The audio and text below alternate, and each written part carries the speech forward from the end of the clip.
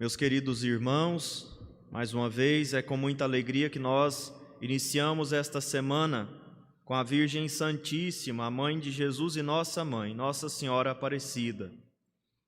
Em sintonia com esta celebração da Diocese, nós somos o povo de Deus, presente na paróquia Menino Jesus, que por sua vez está presente na Diocese de São Luís de Montes Belos.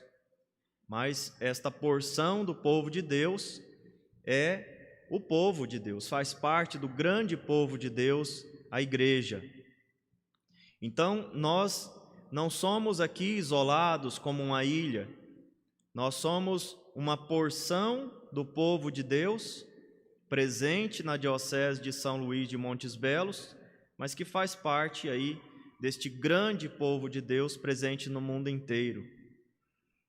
Presente não só aqui, neste mundo, como igreja peregrina, mas também presente, uma porção do grande povo de Deus presente já no céu também, presente no purgatório, a igreja triunfante e a igreja padecente. Então, nós estamos em sintonia com a Diocese, celebrando 60 anos de Diocese de São Luís de Montes Belos. 60 anos de missão, 60 anos de evangelização, 60 anos de vidas salvas, 60 anos de uma diocese, de uma igreja particular que provavelmente, com a graça de Deus, levou muita gente para o céu, converteu muita gente, tirou muita gente das garras de Satanás. Então, a missão da igreja é salvar as almas, e esta diocese está há 60 anos salvando almas aqui no estado de Goiás. Então, estamos celebrando aí com alegria este jubileu da nossa diocese, na presença de Maria Santíssima, na presença de Nossa Senhora Aparecida, padroeira do Brasil, nossa querida mãezinha, que está com certeza junto conosco hoje, esteve sempre em cada ação pastoral dessa nossa diocese, em cada ação de padres, bispos, freiras, leigos que passaram pela nossa diocese, que se doaram nessa diocese. Estava ali a Mãe de Jesus, com certeza, como estava presente ali no Calvário, estava aos pés da cruz de Jesus, estava Maria, sua mãe, e o discípulo que ele amava. Então, essa presença de Maria é uma presença constante, uma presença certa na vida dos discípulos de Jesus. Nós contamos com a presença dela até hoje, com a intercessão, e contaremos até o fim. Contaremos com essa intercessão até o fim. Nós estamos já nos aproximando da festa de Pentecostes, e a liturgia vai nos preparando já para a vinda do Espírito Santo. Nas palavras do próprio Jesus, é preciso que eu vá, é bom que eu vá, para vocês é importante que eu vá embora, porque se eu não for, não virá o Paráclito, não virá o outro defensor, não virá o Espírito Santo, aquele que deve mostrar, demonstrar ao mundo em que consistem o pecado, a justiça e o julgamento. O pecado que o Espírito Santo de Deus demonstra é o pecado do mundo, o pecado daquelas pessoas que estão no mundo, é não crer em Jesus Cristo. Jesus, ele nunca dissocia a palavra crer de fazer, é sempre a mesma coisa. Se vocês ouvirem a minha palavra e pôr em prática, eu virei a vós, eu permanecerei em vós, etc. Sempre é ouvir e pôr em prática, é crer e fazer, podemos dizer assim. Crer e fazer. Sempre o crer, ele é assim, está junto com o crer, atitudes concretas. Crer e fazer. Então, o pecado, qual é o pecado? Em que consiste o pecado? Não crer em Jesus. Não crer, desprezar Jesus, não crer. Quando a gente olha para os evangelhos e vê que Jesus fez milagres, como por exemplo ressuscitar Lázaro, né, ressuscitar a filha de Jairo, ou curar ali alguns leprosos, uma doença incurável, ou de repente, quando Jesus ali libertou pessoas do demônio, há muitos anos andavam possuídas, perturbadas pelo demônio, nós vemos a liturgia, nós vemos a Sagrada Escritura e vemos Jesus realizar grandes milagres. Grandes milagres. E se a gente for perceber mesmo, assim, a gente for meditar a reação das pessoas, é incrível como aquelas pessoas não creram em Jesus.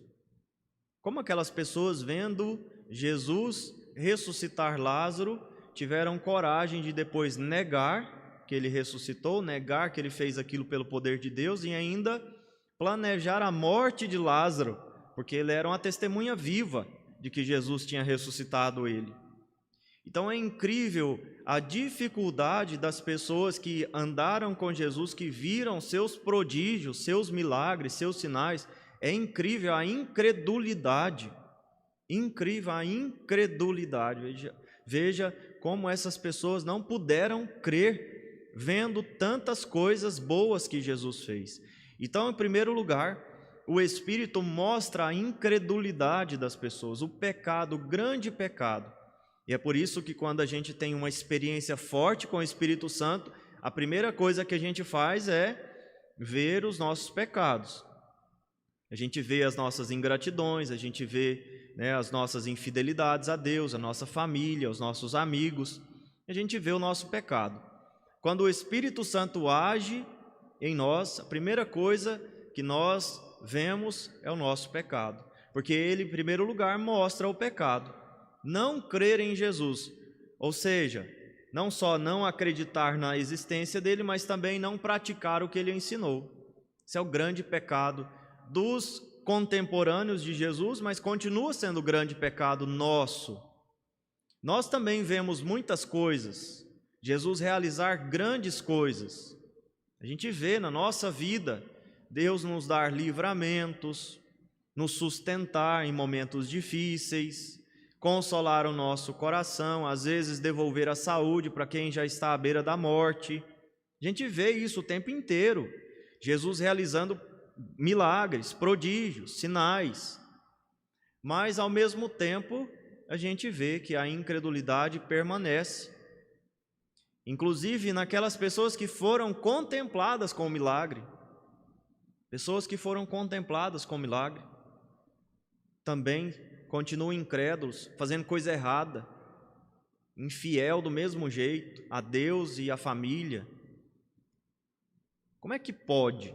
A gente se pergunta, né? Como é que as pessoas conseguem não crer em Jesus Cristo? Essa dureza do coração precisa ser, em primeiro lugar, precisa ser denunciada pelo Espírito Santo, e a gente precisa entender isso para que ele haja, para que ele mude, mova o nosso coração. Então a incredulidade, o grande problema do mundo, incredulidade em Cristo, né? Não crer em Jesus Cristo, é o grande pecado que o Espírito Santo veio demonstrar. Segundo lugar, a justiça, ou seja, em primeiro lugar, o pecado, o erro e depois, né, o acerto. Primeiro mostra o erro e depois o acerto, a justiça. A Sagrada Escritura chama de justiça a santidade. Aqueles que são justos são santos, aqueles que são santos são justos. São José, por exemplo, era justo. E por ser justo não abandonou Maria em segredo, né? Nos mostrou o Evangelho de Lucas. Então, a justiça. Qual é a justiça? Porque vou para o Pai, de modo que não mais me vereis. O que isso significa? A justiça é a santidade. A justiça é a participação, né, na vida de Deus aqui na terra, os seus méritos, as suas virtudes, os seus dons, mas também no céu. Então, o Espírito Santo nos mostra a santidade, nos santifica, nos mostra o céu. A gente precisa, então, escutar a voz do Espírito, que mostra o erro, mas também que mostra o acerto, onde nós devemos acertar, onde nós podemos acertar. Em terceiro lugar, o Espírito Santo virá para mostrar o julgamento. O julgamento deste mundo, o julgamento daqueles que, vendo o que é errado, vendo o que devem fazer de certo, ainda permanecem no erro. O julgamento deste mundo. O chefe deste mundo, o diabo, já está condenado, e todos aqueles que o acompanham também serão condenados. Então o Espírito Santo é este, é o Espírito Santo da verdade, que mostra a verdade acima de tudo.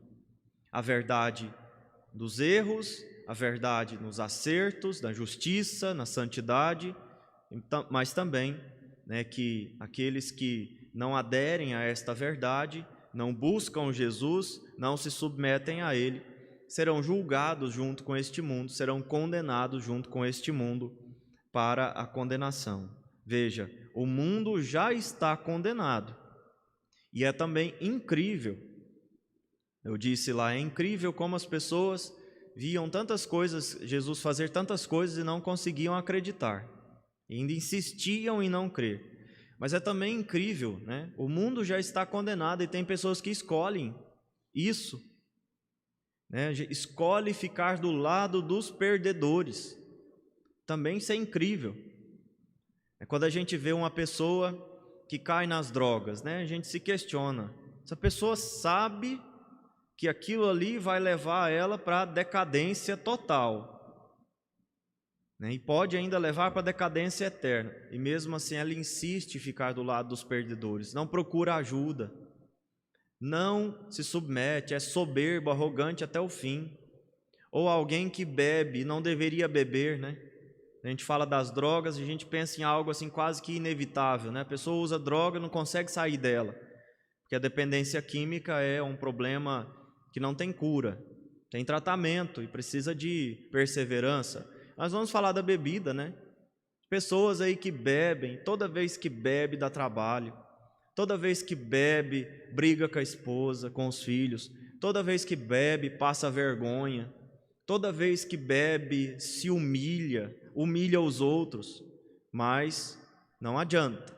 O Espírito Santo mostra o erro, mostra a santidade, a justiça, e a pessoa ainda decide ficar do lado dos perdedores, dos beberrões, daqueles que não têm dignidade, aqueles que perdem a dignidade total. Eu acho incrível que uma pessoa escolha estar do lado daqueles, e quando eu falo do lado, não sim no sentido de andar com os pecadores, de conversar com eles, não.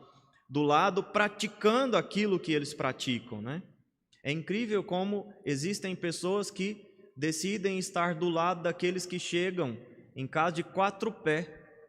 Eu não sei se aqui em Goiás a gente usa isso, Mas 4 pés andar de gatão, Gente que chega em casa de gatão, depois de beber até não ter mais jeito, vomitado, Sei lá mais o que. Às vezes até ferido porque brigou na rua. Como é que pode? A gente se pergunta, mas tem. Então, o Espírito mostra que o mundo está condenado, que o demônio está condenado. Isso é evidente,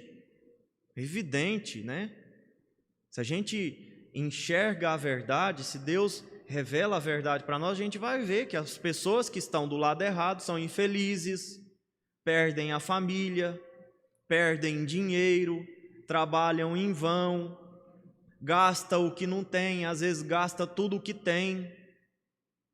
A gente sabe que a pessoa está condenada também se ficar daquele lado, mas mesmo assim tem gente que escolhe ficar do lado dos condenados. E fazer o quê? Provavelmente se entristece o coração de Deus, entristece o coração de Nossa Senhora, entristece o nosso coração, mas é a decisão de cada um. Em todo caso, quem mostra a verdade não é o Padre Geraldo. Quem mostra a verdade é o Espírito.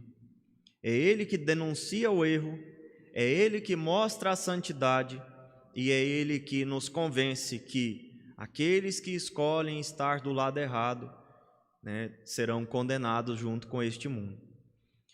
Então, meus irmãos, nesta espera do Espírito Santo que nós vivemos aqui nesse tempo que precede Pentecostes, tomemos consciência da importância do Espírito Santo em nossas vidas.